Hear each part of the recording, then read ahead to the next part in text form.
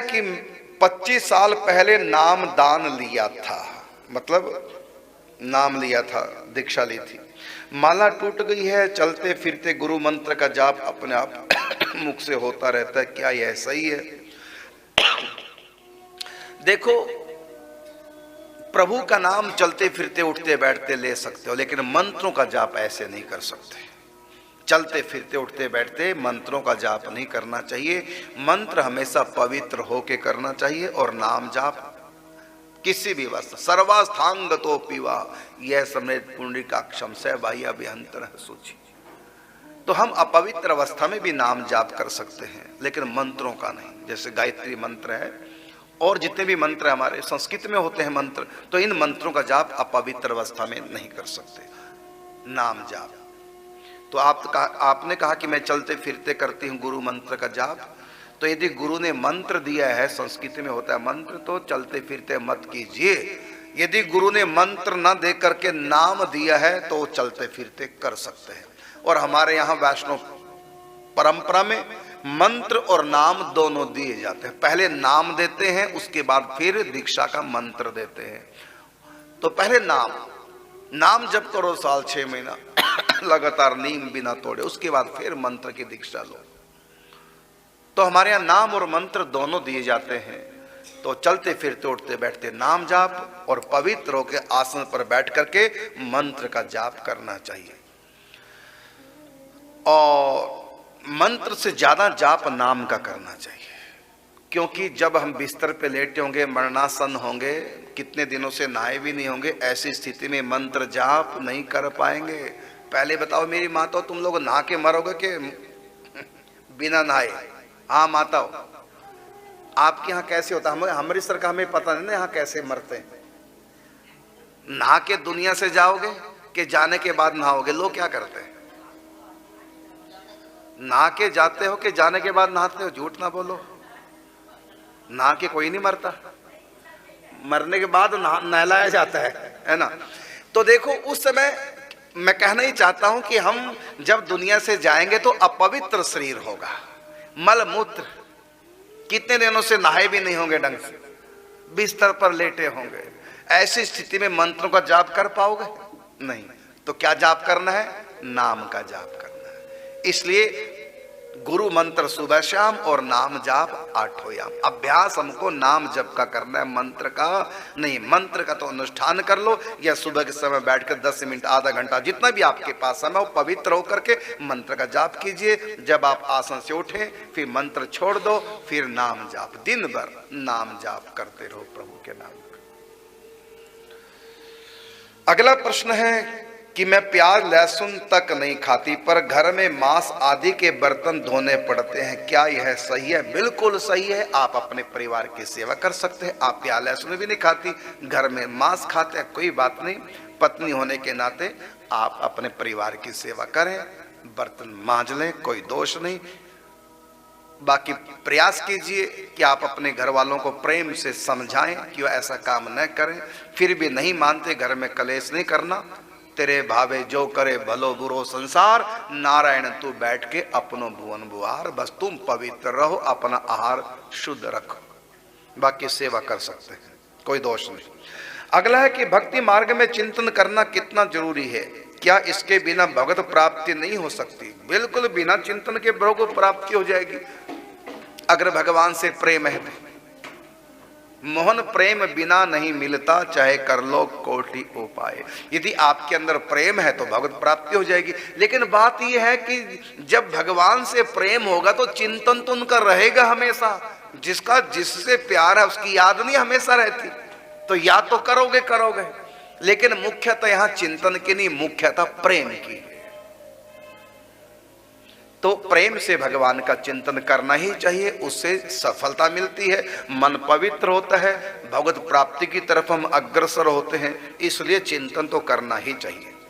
अगला है कि बिना भाव ठाकुर जी की सेवा करने का क्या फल मिलता है? जब आप ठाकुर जी की सेवा कर रहे हैं तो कुछ तो भाव है ही है, हाँ पूरा नहीं, अलग बात है। 100% भाव करो तो एक ही बार सेवा करने से भगवान की प्राप्ति हो जाती है। एक ही बार भोग लगाने से भिलनी ने कितनी बार भोग लगाया ठाकुर जी को? एक ही बार में हो गया कल्याण। तो यदि हमारे पास भाव है, एक बार की पूजा से ही, सेवा से ही भगवत प्राप्ति हो जाती है, तो पूरा भाव तो होता नहीं। लेकिन जो सेवा कर रहे हैं ठाकुर जी की, अब प्रश्न है कि बिना भाव के कर रहे हैं, बिना भाव के नहीं कर रहे हैं, कुछ ना कुछ भाव है, चाहे 1% है। यदि भाव 0 हो गया तो फिर तुम सेवा कर ही नहीं पाओगे। तो 0 भाव नहीं है, आपका भाव है। जो भी ठाकुर जी की सेवा करते हैं उनके भीतर भाव है। ये ठीक है, 100% नहीं तो 2% सही, भाव तो है, तभी तो सेवा कर रहे हैं। इसलिए आप अधूरे भाव से ही सेवा कीजिए, वो पूरा स्वयं कर लेंगे। अच्छा बताओ, 100% नंबर वाला बच्चा पास होता है स्कूल में कि 33 वाला भी पास हो जाता है? बस ये आपके प्रश्न का उत्तर। जिस अगली क्लास में यदि 100% वाला जा रहा है तो उसी क्लास में 33% वाला भी। इसलिए डोंट वरी, जितना भाव है आप कीजिए। और भगवान तो बड़े दयालु कृपालु, ग्रेस भी दे देते हैं, जिसको कृपांक बोलते हैं, कृपा भी कर देते हैं यदि दीनता है तो। जितने ज्यादा दीन बनोगे, छोटे बन के रहोगे, उतनी ग्रेस मार्किंग मिलेगी ज्यादा।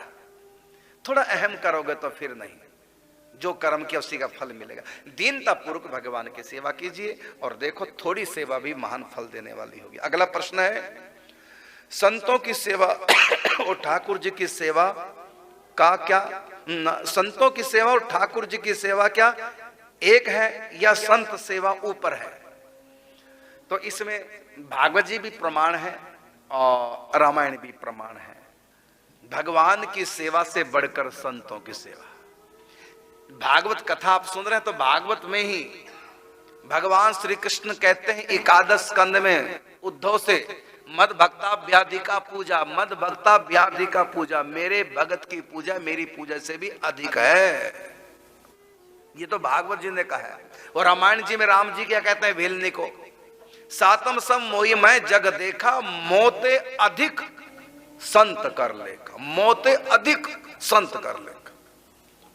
मोर वचन चाहे पड़ जाए फीका, संत वचन पत्थर की लीका। अपने से ज्यादा भगवान ने संतों की सेवा की महिमा बताई। तो संत सेवा की महिमा भगवान की सेवा से भी अधिक है। अर्जुन से भगवान गीता में कहते हैं, तद विद्धि पणिपातेन परिप्रश्नेन सेवया। अर्जुन तुम संतों की सेवा करो, उनको प्रणाम करो, फिर उनसे अपने उद्धार का प्रश्न करो। तो भगवान संतों की, मैं भगतन को दास भगत मेरे मुकुटमणि,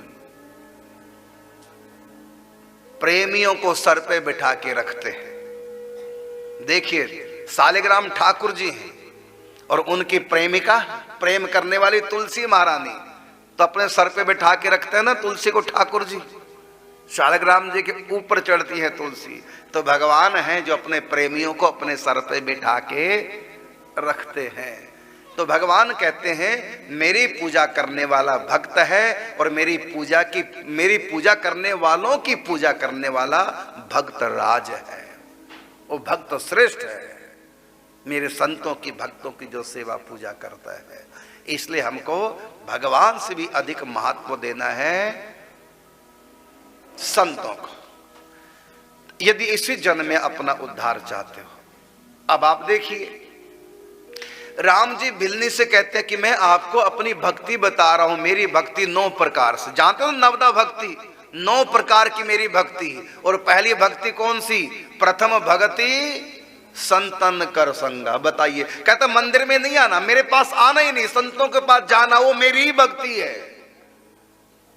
प्रथम भक्ति संतन कर संगा। और दूसरी रति मम कथा प्रसंगा, संतों से मेरी कथा सुनो। फिर गुरु पद पंकज सेवा, फिर उन संतों की सेवा करो। तीसरी भक्ति अमान। चौथी भक्ति मम गुनगन करहि कपड़ तज गान, तुम भी मेरी चर्चा करो, ये मेरी भक्ति है। और उसके बाद अब आओ भजन की तरफ मेरे।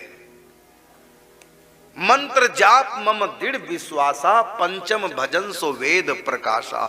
तो अपनी भक्ति को, अपने भजन को भगवान ने 5वें नंबर पे रखा, और पहले नंबर पे किसको रखा? संतों को रखा है। यदि अपना उद्धार चाहते हो तो संतों के पास जाओ। भगवान थोड़ी कथा सुनाएंगे, भगवान थोड़ी दीक्षा देंगे, भगवान थोड़ी आपके प्रश्न का उत्तर देंगे, संत ही देंगे ना। तो भगवान ने तो एक बार गीता कह दी सो कह दी अर्जुन को, उसके बाद तो संत ही कहेंगे, भक्त ही कहेंगे, भगवान की चर्चा करेंगे। इसलिए इनकी महिमा अधिक भगवान है। मोरे मन प्रभु अस विश्वासा, राम ते अधिक राम कर दासा। राम से अधिक राम के दास हैं, भक्त हैं, सेवक हैं, संत हैं। आपने प्रश्न किया संतों की सेवा और ठाकुर जी की सेवा क्या एक है?